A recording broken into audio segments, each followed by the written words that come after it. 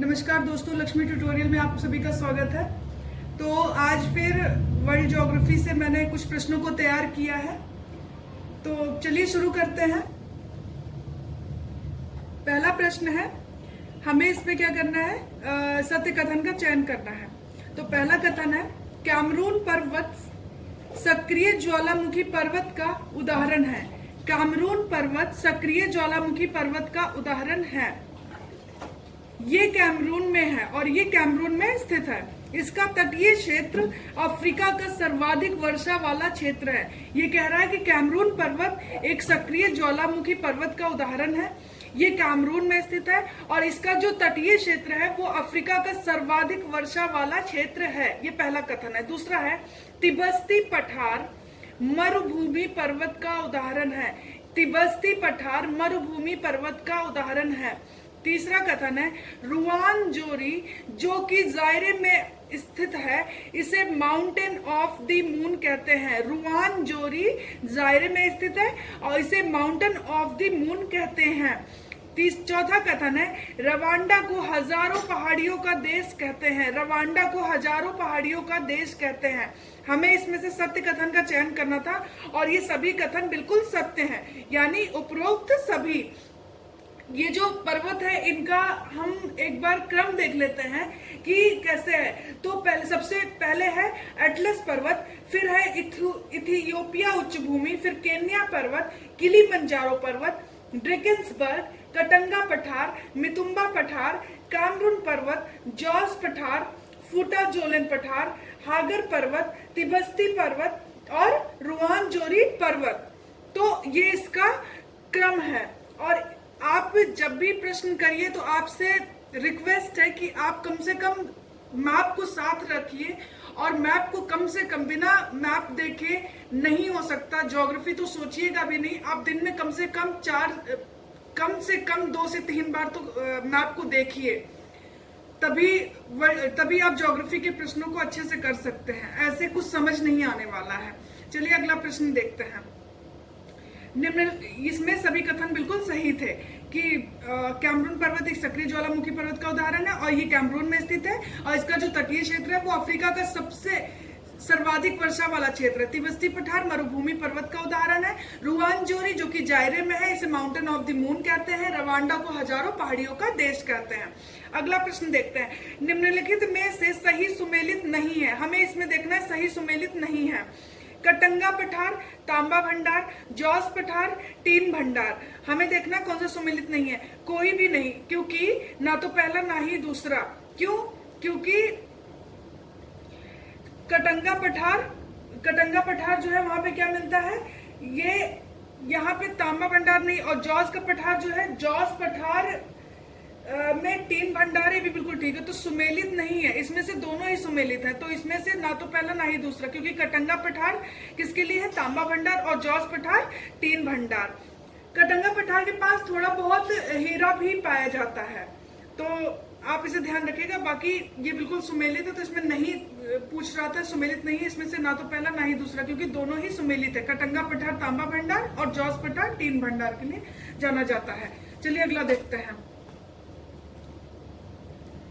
देखना है ये पर्वत और पठार है और किस देश में अवस्थित है। जॉस पठार नाइजीरिया, फूटाजोलन पठार गिनी, हॉगर पर्वत अल्जीरिया, मितुम्बा पर्वत जायरे।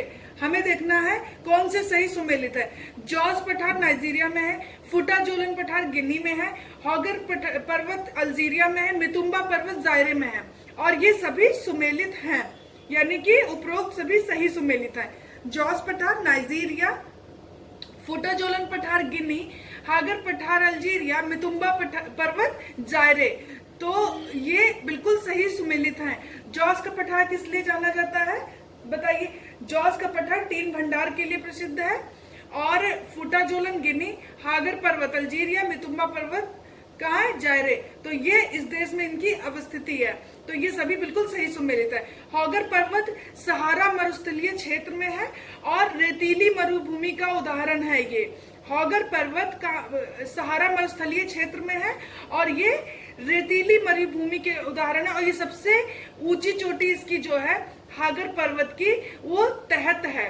तहत सबसे ऊंची चोटी है हागर पर्वत की। चलिए अगला प्रश्न देखते हैं, नदियां और उद्गम क्षेत्र। देखते हैं कि ये नदियां हैं और इनका उद्गम क्षेत्र हमें देखना है कि इनका उद्गम क्षेत्र कहाँ से है और बताना है कि कौन सा सही सुमेलित है। तो पहली नदी है जूबा, दूसरी लिम्पोपो, जाम्बेजी और कांगो नदी, ब्लू नील और सेबली नदी। हमें बताना है उद्गम क्षेत्र कहाँ पे है इनका क्रम मैं एक बार आपको बता दूं, जूबा और सेबली, पहले जूबा सेबली ये दोनों साथ में ही है, Limpopo, Zambezi, orange, quinine, Congo, Congo या जायरे कह लीजिए, दोनों की है, नाइजर, गैम्बिया, सेनेगल और फिर नील, फिर कौन सी है नदी, सॉरी सेनेगल के बाद सॉरी नदी, नील, वोल्टा और वोकावैंगो नदी। तो ये इनका क्रम था। पहले कौन सा बताया था मैंने, जूबा और सेबली साथ में हो जाएंगे, फिर लिम्पोपो नदी है, जाम्बेजी नदी है, ऑरेंज नदी है, कुनान नदी है, कांगो एंड जायरे नदी है, नाइजर नदी है, गैम्बिया नदी है, सेनेगल नदी है, सॉरी नदी है, नील नदी है, वोल्टा नदी है, वोकावैंगो नदी है। तो ये इनका क्रम था। चलिए अब प्रश्न पे आते हैं। जूबा नदी का उद्गम इथियोपिया उच्च भूमि, बिल्कुल सही है। लिम्पोपो नदी हाई विल्ड और जाम्बेजी नदी कटंगा पठारी क्षेत्र, कांगो नदी मितुम्बा पर्वत, ब्लू नील ताना झील, सेबली नदी इथियोपिया उच्च भूमि। तो इनका जो ये उद्गम क्षेत्र है ये बिल्कुल ठीक है। तो इसमें से उपरोक्त सभी सुमेलित हैं और इनका उद्गम क्षेत्र बिल्कुल सही है कि जूबा नदी इथियोपिया उच्च भूमि से निकलती है और लिम्पोपो नदी हाईवेल्ड से निकलती है और ये जो है जाम्बेजी नदी कटंगा पठारी क्षेत्र से निकलती है। अच्छा, जो लिम्पोपो नदी है वो मकर रेखा को 2 बार काटती है, लिम्पोपो नदी 2 बार काटती है और ये मोजाम्बिक चैनल में जाकर गिरती है, ये भी ध्यान रखिएगा।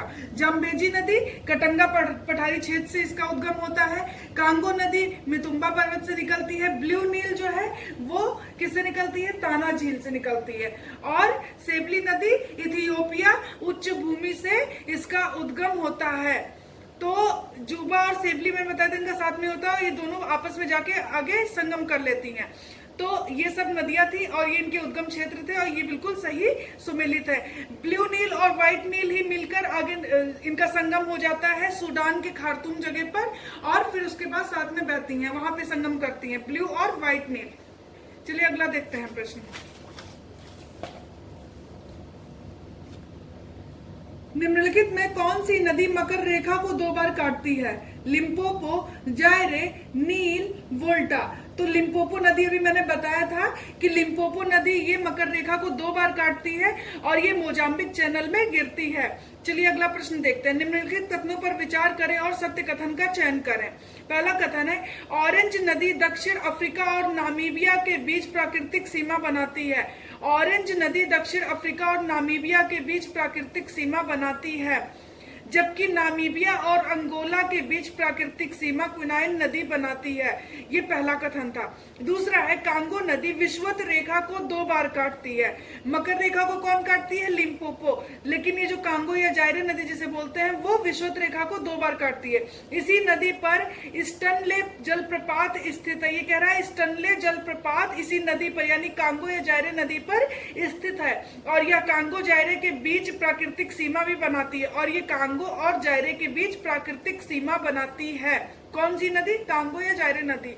अगला है, कांगो के पश्चिमी किनारे पर ब्राज़विले यानी कांगो की राजधानी तथा पूर्वी किनारे पे किंशासा यानी जायरे की राजधानी स्थित है। कांगो के पश्चिमी किनारे पे जो कांगो रिवर उसका जो पश्चिमी किनारा है यानी वेस्ट वाला एरिया, वहां पर ब्राज़विले यानी कांगो की राजधानी और पूर्वी किनारे पर किंशासा यानी जायरे की राजधानी स्थित है।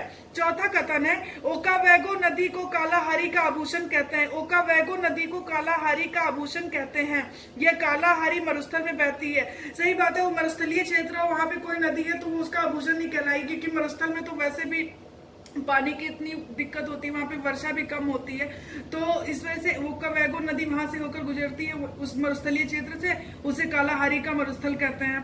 तथा यहाँ दलदल का निर्माण करती है, वहां दलदल का निर्माण भी करती है, उसी में विलीन हो जाती है। यानी कि ओकावैगो नदी उसमें विलीन होती है, तो हमारे जो भारत की जो नदी है, यानी जो राजस्थान वाली लूनी नदी है, वो भी तो कक्ष के उसमें विलीन हो जाती है। तो ये भी क्या करती है, जो दलदल का निर्माण करती है उसमें विलीन हो जाती है, यानी ये कहीं जाकर अपने जल को गिराती नहीं है। यानी ये दलदल का, तो इसका जो तुलना है वो हम लूनी नदी से कर सकते हैं, ओकावैगो नदी का। ये कालाहारी का आभूषण है, कालाहारी मरुस्थल में बहती है और यहाँ पे दलदल का निर्माण करती है और उसी में विलीन भी हो जाती है। और ये हमें बताना है इसमें सत्य कथन कौन सा है, तो उपरोक्त सभी, यानी सभी कथन बिल्कुल सही है। ऑरेंज नदी दक्षिण अफ्रीका यानी साउथ अफ्रीका और नामीबिया के बीच प्राकृतिक सीमा बनाती है, और जो नामीबिया और अंगोला के बीच क्विनाइन नदी प्राकृतिक सीमा बनाती है। और कांगो नदी विषुवत रेखा को 2 बार काटती है। इसी नदी पर स्टनले जलप्रपात स्थित है, यह कांगो और जायरे के बीच प्राकृतिक सीमा बनाती है। कांगो के पश्चिमी किनारे पर ब्राज़विले यानी कांगो की राजधानी और पूर्वी किनारे पर जायरे की राजधानी किंशासा स्थित है। ओकावैगो नदी को मैंने बता ही दिया, कालाहारी का आभूषण कहते हैं। ये कालाहारी मरुस्थल में बहती है और यहाँ दलदल का निर्माण करती है, उसी में विलीन हो जाती है। इसकी तुलना हम लूनी से भी कर सकते हैं, जो कि भारत में बहती है, राजस्थान में। चलिए अगला देखते हैं।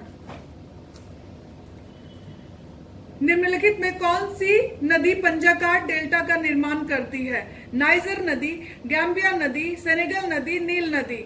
वैसे तो हम जनरली जो जानते हैं वो जो है पंजाकार डेल्टा के लिए, तो वो कौन सी नदी है आप मुझे बताना। वो नॉर्थ अमेरिका में बहती है, ठीक है। अभी फिलहाल हम अफ्रीका पढ़ रहे हैं, तो इसमें पंजाकार डेल्टा का निर्माण कौन सी नदी करती है? नाइजर नदी करती है। तो नाइजर नदी किसका पंजाकार डेल्टा का निर्माण करती है?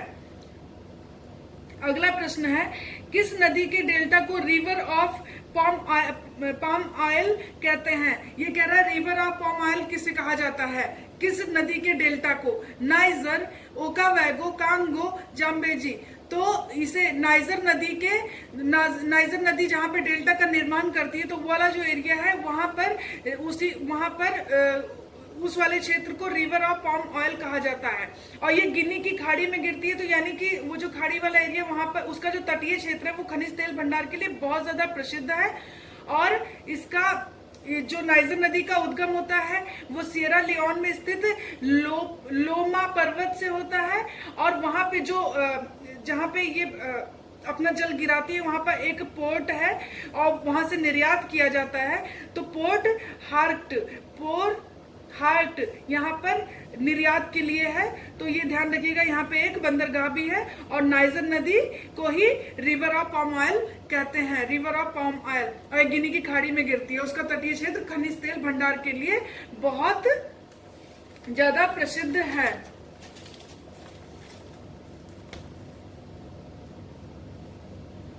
अगला प्रश्न है, निम्नलिखित में से सत्य कथन का चयन करें। हमें इसमें से सत्य कथन का चयन करना है, तो चलिए देखते हैं। पहला है गैम्बिया नदी गैम्बिया और सेनेगल के बीच प्राकृतिक सीमा बनाती है। ये जो गैम्बिया नदी है वो गैम्बिया और सेनेगल के बीच प्राकृतिक सीमा बनाती है, ये पहला कथन है। दूसरा है, सेनेगल नदी सेनेगल और मुर्तानिया के बीच प्राकृतिक सीमा बनाती है। तीसरा है, गैम्बिया हिंद महासागर में अपना जल गिराती है, जबकि सेनेगल अटलांटिक महासागर में अपना जल गिराती है। तो और चौथा है, कसई नदी का बेसिन हीरा भंडार के लिए प्रसिद्ध है, यह कांगो की सहायक नदी है।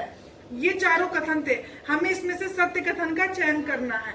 तो देखते हैं, गैम्बिया नदी गैम्बिया और सेनेगल के बीच प्राकृतिक सीमा बनाती है, बिल्कुल ठीक है। यानी गैम्बिया नदी गैम्बिया और सेनेगल के बीच, सेनेगल नदी सेनेगल और मुर्तानिया के बीच प्राकृतिक सीमा बनाती है, ये भी बिल्कुल ठीक है। गैम्बिया हिंद महासागर में और सेनेगल अटलांटिक में अपना जल गिराती है, ये गलत है, क्योंकि ये दोनों ही नदियां अटलांटिक में ही अपना जल गिराती हैं। तो ये तीसरा कथन गलत है। चौथे पे आते हैं, कसई नदी का बेसिन हीरा भंडार के लिए प्रसिद्ध है और यह कांगो की सहायक है। ये बिल्कुल ठीक है। तो पहला, दूसरा, चौथा सही है, तीसरा गलत है, क्योंकि गैम्बिया और सेनेगल दोनों ही अपना जल जो है हिंद में ही गिराती हैं और कसई नदी जो है उसका जो बेसिन है कसई नदी का हीरा भंडार के लिए प्रसिद्ध है और ये कांगो की सहायक है। कसई नदी कांगो की सहायक नदी है। चलिए अगला देखते हैं। इसके किनारे काहिरा देश स्थित है। इसके मुहाने पर अलेक्जेंड्रिया बंदरगाह है जहां से चावल कपास का निर्यात किया जाता है। यह विश्व की सबसे लंबी नदी है। यह भूमध्य सागर में अपना जल गिराती है। इसे मिस्र का वरदान भी कहा जाता है। उपरोक्त कथन किसके संदर्भ में सही है? इसके किनारे काहिरा देश स्थित है। इसके किनारे काहिरा देश स्थित है। ये इजिप्ट की राजधानी है काहिरा। इसके मुहाने पर अलेक्जेंड्रिया बंदरगाह है जहां चावल और कपास का निर्यात किया जाता है। यह विश्व की सबसे लंबी नदी है।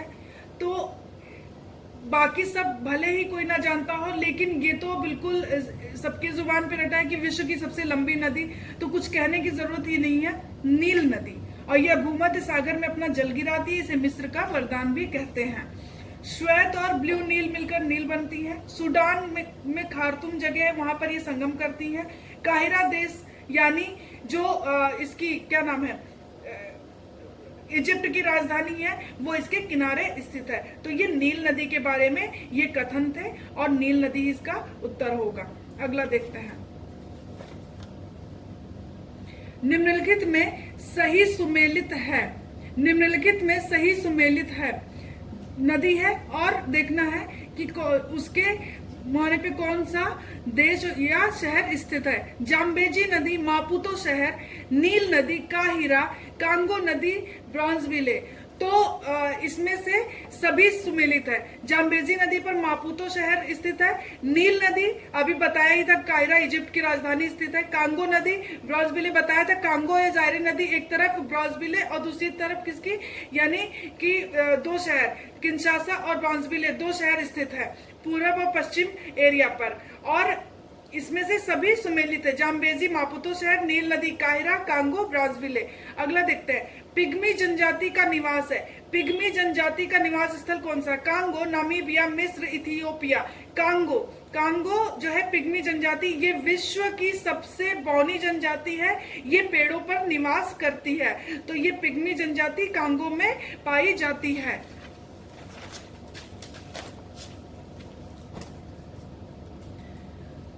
अगला प्रश्न है, निम्नलिखित में सही सुमेलित है।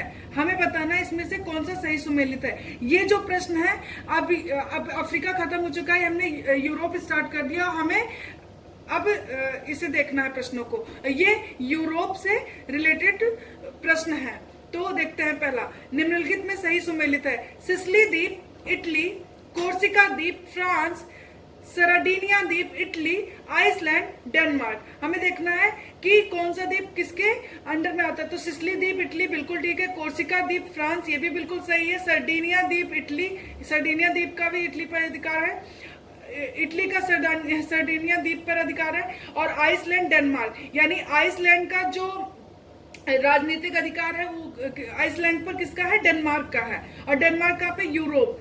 तो ये बिल्कुल सभी कथन बिल्कुल सही हैं। अगला प्रश्न देखते हैं। विस्के की खाड़ी से लगने वाले देशों में शामिल है। विस्के की खाड़ी से लगने वाले देशों में शामिल है, हमें बताना है। France, Spain, Italy, Wales. तो कौन से देश लगते हैं? तो इसमें से फ्रांस और स्पेन ये विस्के की खाड़ी से टच करते हैं, बाकी इटली और वेल्स नहीं होगा। फ्रांस और स्पेन विस्के की खाड़ी से लगने वाले देश में शामिल हैं। अगला प्रश्न देखते हैं। किन किन देशों से होकर आर्कटिक वृत्त गुजरती है? किन किन देशों से होकर आर्कटिक वृत्त गुजरती है?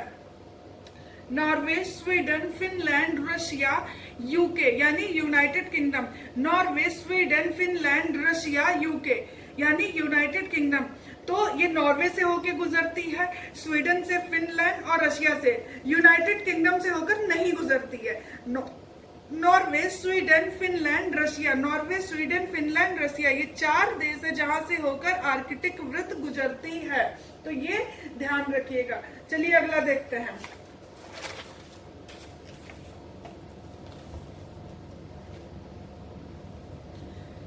किन किन देशों से होकर जीएमटी गुजरती है? जीएमटी किन किन देशों से होकर गुजरती है हमें बताना है। जीएमटी किन किन देशों से होकर गुजरती है?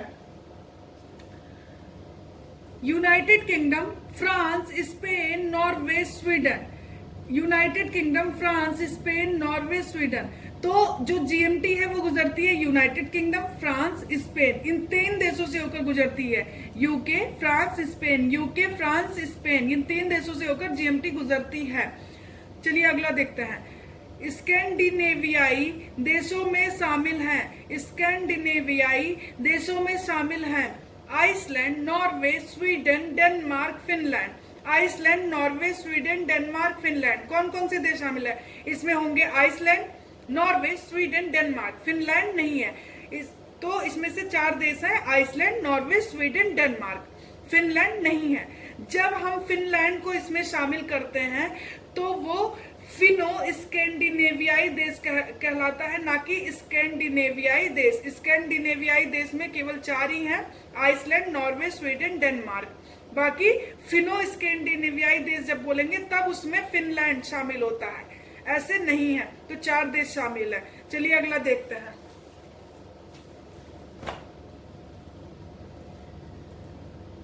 अभी मैंने बताया था आपको कि पंजाकार डेल्टा के बारे में। तो जो ये क्या नाम है, मिसिसिपी नदी है, वो इटास्का झील से निकलती है और वो पंजाकार डेल्टा बनाती है और मेक्सिको की खाड़ी में गिरती है। बाकी अफ्रीका की जो नाइजर है वो भी पंजाकार डेल्टा ही बनाती है। चलिए देखते हैं प्रश्न। स्थल रूप देश हैं लैंडलॉक्ड कंट्रीज कौन कौन सी हमें देखना है। Luxembourg, Latvia, Netherland, Belgium. तो ये जो लग्जमबर्ग है यही स्थल रूप देश है, यानी कि लग्जमबर्ग लैंडलॉक कंट्री है। लग्जमबर्ग, लाटविया, नीदरलैंड, बेल्जियम नहीं है, लग्जमबर्ग। अगला देखते हैं। निम्नलिखित कथनों में असत्य कथन का चयन करें। हमें इसमें से असत्य कथन का चयन करना है। ये कुछ कथन दिए गए हैं। डेनमार्क जेटलैंड प्रायद्वीप पर स्थित है। ये कह रहा है जो डेनमार्क है वो जेटलैंड प्रायद्वीप पर स्थित है। आइसलैंड पर किसका अधिकार है? डेनमार्क का है, और ये यूरोप में है डेनमार्क। अगला देखता है। नीदरलैंड, बेल्जियम और लग्जमबर्ग बाल्टिक देश है। ये कह रहा है नीदरलैंड, बेल्जियम और लग्जमबर्ग बाल्टिक देश है। अगला कथन है एस्टोनिया, लाटविया और लिथुआनिया लोलैंड देश है, यानी लोलैंड जो नीचे के देश होते हैं वो कहलाते हैं लोलैंड। तो ये कह रहा है एस्टोनिया, लाटविया और लिथुआनिया लोलैंड देश है। चौथा कथन है नॉर्वे प्रति व्यक्ति बिजली उत्पादन में विश्व में प्रथम स्थान पर है। नॉर्वे प्रति व्यक्ति बिजली उत्पादन में विश्व में प्रथम स्थान पर है। हमें इसमें देखना है कौन सा कथन सही है। तो दूसरा और हमें इसमें से असत्य कथन का चयन करना था। दूसरा और तीसरा कथन गलत है। बाकी डेनमार्क जेटलैंड प्रायद्वीप पर स्थित है, ये बिल्कुल ठीक है। नॉर्वे प्रति व्यक्ति बिजली उत्पादन में विश्व में प्रथम स्थान पर है, ये भी बिल्कुल ठीक है। नीदरलैंड, बेल्जियम और लग्जमबर्ग बाल्टिक नहीं लोलैंड देश है। नीदरलैंड, बेल्जियम, लग्जमबर्ग लोलैंड देश है। बाल्टिक देश कौन से हैं? इस्टोनिया, लाटविया और लिथुआनिया, ये लोलैंड देश है। लोलैंड देश कौन से हैं? नीदरलैंड, बेल्जियम और लग्जमबर्ग। और इस्टोनिया, लाटविया, लिथुआनिया क्या है? बाल्टिक देश है। तो ये दोनों एक दूसरे के अपोजिट लिखा हुआ था। बाकी ये बिल्कुल सही है कि डेनमार्क जेटलैंड प्रायद्वीप पर स्थित है और नॉर्वे प्रति व्यक्ति बिजली उत्पादन में विश्व में प्रथम स्थान पर है। तो आज के लिए इतना ही। Thank you so much. अगर आपको वीडियो अच्छा लगता है और लाइक और सब्सक्राइब करिए, और प्लीज आप एटलीस्ट लेके बैठा करिए और दिन में कम से कम 2 से 3 बार देखिए, तभी ज्योग्राफी के प्रश्नों को आप सही से हल कर पाएंगे। Thank you so much.